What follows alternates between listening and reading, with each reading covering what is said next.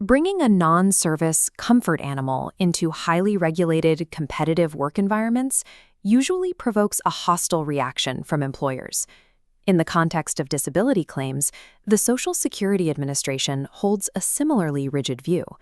The SSA has no specific regulation that automatically grants disability benefits simply because a claimant requires an emotional support animal. Looking at this structural comparison, you can see the critical error advocates often make. They conflate two completely different legal standards. On the left, the Americans with Disabilities Act forces employers to provide workplace accommodations. But the Social Security Administration operates differently. The SSA rejects the concept of accommodations entirely and evaluates claims strictly through the lens of objective medical evidence.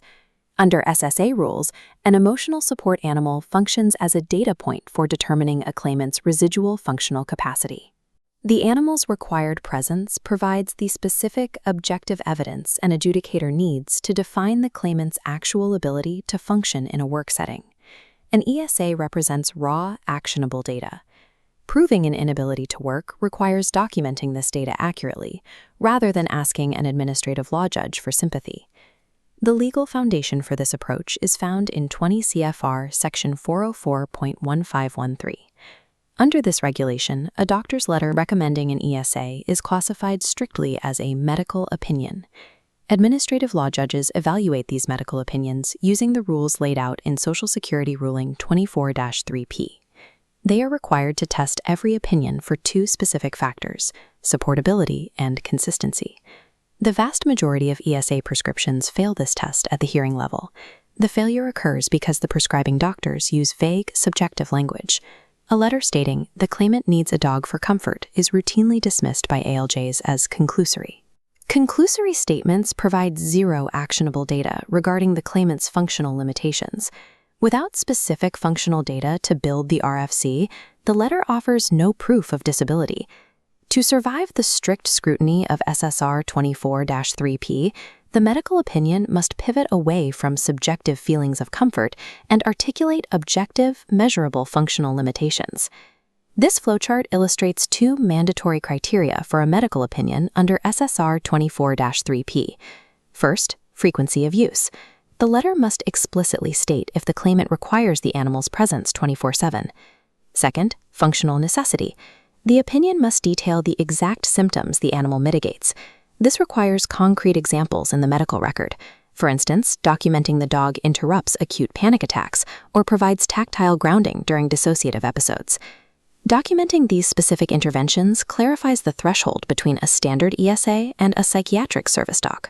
If the doctor explicitly notes the animal is trained to sense and alert to an oncoming anxiety attack, the dog carries significantly higher legal weight and persuasive value in an SSA hearing. Once frequency of use and functional necessity are locked into the objective medical record, the advocate has built a solid foundation for the RFC argument. With that medical foundation established, we map the 24/7 ESA requirement directly onto the SSA's matrix for mental functioning, known as the Paragraph B criteria. This 4x4 matrix represents the Paragraph B criteria. An established inability to leave the house without the animal proves a specific deficit in two key functional areas: interacting with others and adapting or managing oneself.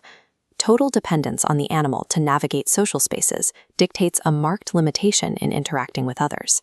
Relying entirely on the animal for emotional regulation dictates a marked limitation in adapting or managing oneself. This dependency demonstrates to the administrative law judge that the claimant cannot maintain self-regulation in a standard workplace environment. We then apply this established medical evidence during the ALJ hearing, specifically during the cross-examination of the vocational expert, or VE. The core strategic objective here is to force an irreconcilable conflict between the claimant's medical requirement and the realities of competitive employment. The advocate presents the doctor's mandated 24/7 ESA requirement to the VE as an absolute, non-negotiable functional restriction. The expected VE response confirms that non-service comfort dogs are categorically unaccommodated in standard competitive work environments. This testimony triggers a specific legal mechanism. If the medical evidence proves the claimant must have the dog to function and the VE testifies that the workplace forbids the dog, all work is precluded. Triggering this explicit conflict on the record is the precise moment a properly documented comfort animal wins a disability claim. Experienced vocational experts will attempt a countermaneuver. They will offer isolated, sedentary jobs, theorizing that an employer might bypass the conflict by placing the claimant alone in a room. The fallback jobs routinely offered are marker, router, and office helper. We dismantle these job offerings using this data grid from the Dictionary of Occupational Titles, or DOT. The fatal flaw here is found in the date last updated column. The Department of Labor last evaluated these roles in 1977. Evaluating modern workspace requirements based on half-century-old job descriptions is a documented error in vocational testimony. Data from 1977 completely fails to account for modern workplace hazards, nor does it factor in the specific physical and mental footprint required to safely accommodate an emotional support animal. Any VE testimony relying on 1977 DLUs to accommodate a modern ESA requirement lacks support and must be dismissed by the ALJ. The final phase of advocacy requires cementing this verbal trap into the permanent record through the post-hearing brief. This document must directly demand the ALJ assign significant weight to the prescribing doctor's opinion. The brief explicitly connects the doctor's specific functional findings back to SSR 24-3P, proving the opinion's required supportability. It must reference the claimant's longitudinal treatment record.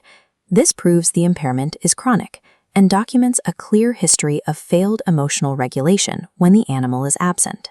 Finally, the brief reiterates the VE's own admission under oath. A comfort dog is an unaccommodated necessity in competitive work. By structuring the brief this way, the advocate closes off any remaining legal off-ramps the ALJ might use to deny the functional limitation.